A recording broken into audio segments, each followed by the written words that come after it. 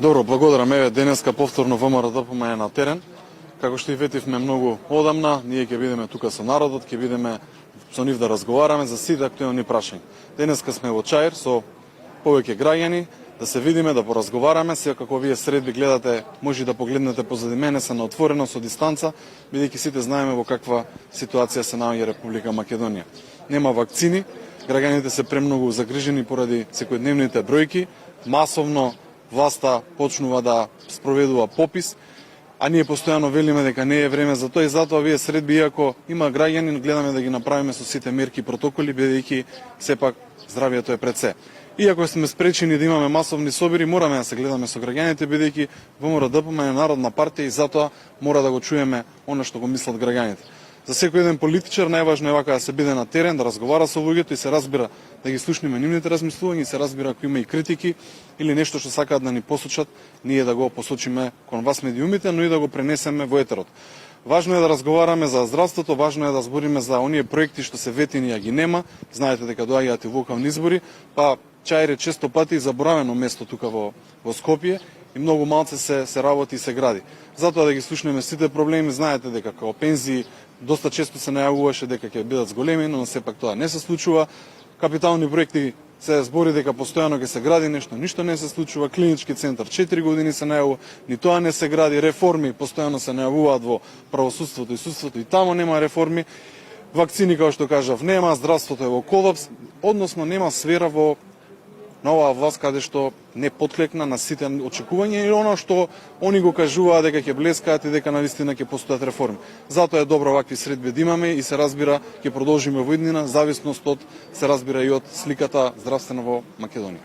Благодарам. Ако имате прашање, повелете. Господине Михајловски, The Economist денеска објави листа која што Македонија се наоѓа на трето место по претумерена смртност, а истовремено пред неколку дена беше објавена снимка на тоа што се гледа министерот за здравство Венко Филипче како оперира без заштитна маска.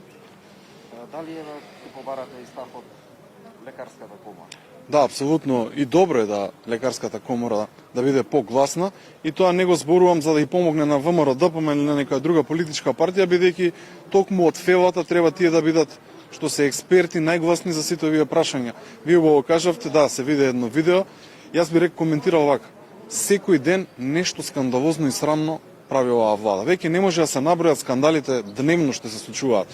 Ние знаете ќе побаравме и оставки во собранието преку интерпелација за Венко Филипче, тоа е најмалата работа што треба он како морален чин да даде, бидејќи секој ден се случува или некој нов гаф, или некој нов скандал, или некоја нова корупција, поготово и во здравството, слушнавте и за вакцините што се правило и така натака и така натака.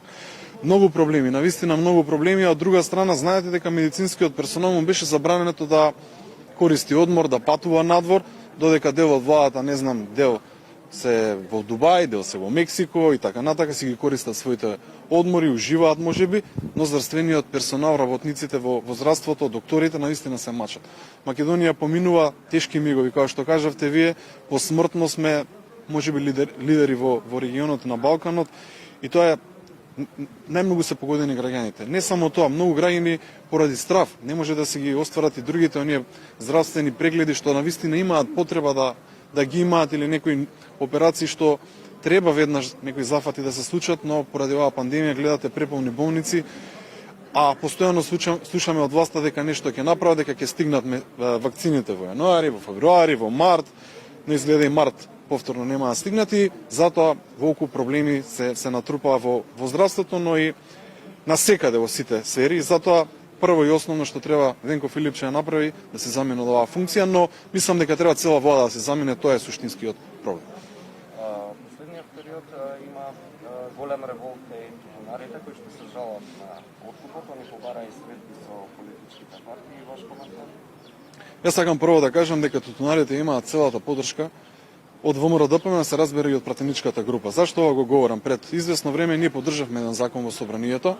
Зборам токму ради нас помина тој закон, бидејќи немаше кворум во собранието, но ВМРО-ДПМН не го направи за да се продолжи рокот за откуп на тутун, но као што можам да слушнам дека повторно цените се многу ниски. А тоа се случува поради одреден увоз на тутун од други земји. И тоа тутунарите го знаат. Оваа власт мислам дека крие и сака да сокрие дека нивни структури да речам вака популарно, шверцуваат тутун или го носат тука, го увезуваат за да го продаваат и се прават некои нивни договори.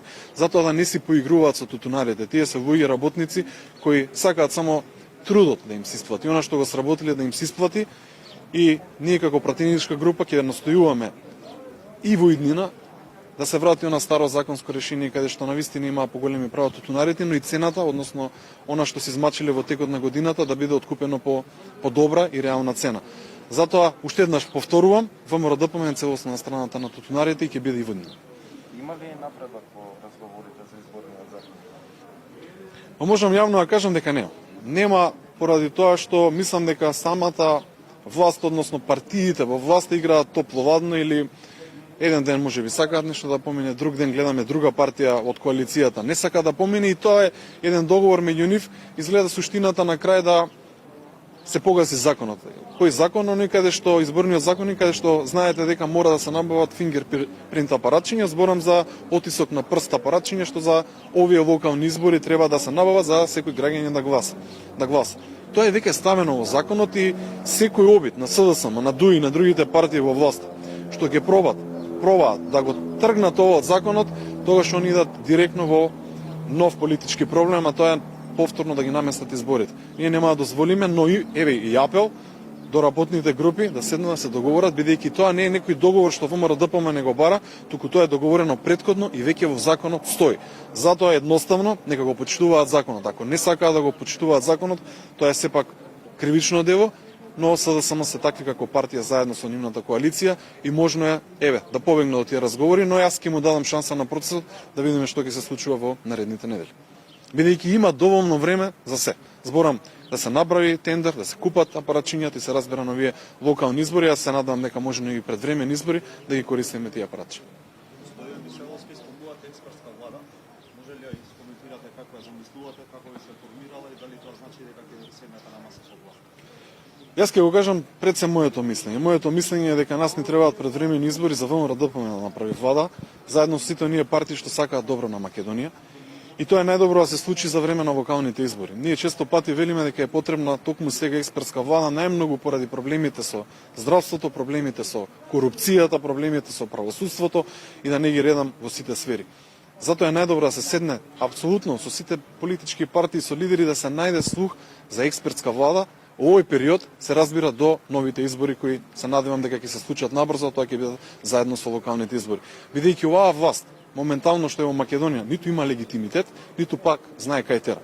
Гледате секој ден скандал, секој ден корупција, секој ден нешто се случува негативно во Македонија и затоа е најдобро да има нови избори, а до тој период се разбира да има една експертска влада и не е важно од кого ќе биде составена, нека бидат најквалитетните луѓе, не мора да бидат од партиите, туку навистина квалитетни луѓе што ќе дозволат да има само едни фер демократски избори и оваа пандемија да ја тргнеме малку на страна од ова што се случува во реалноста, а тоа е некој да почне да работи, бидејќи СДСМ и власта апсолутно ништо не работи. Ви благодарам и на вас.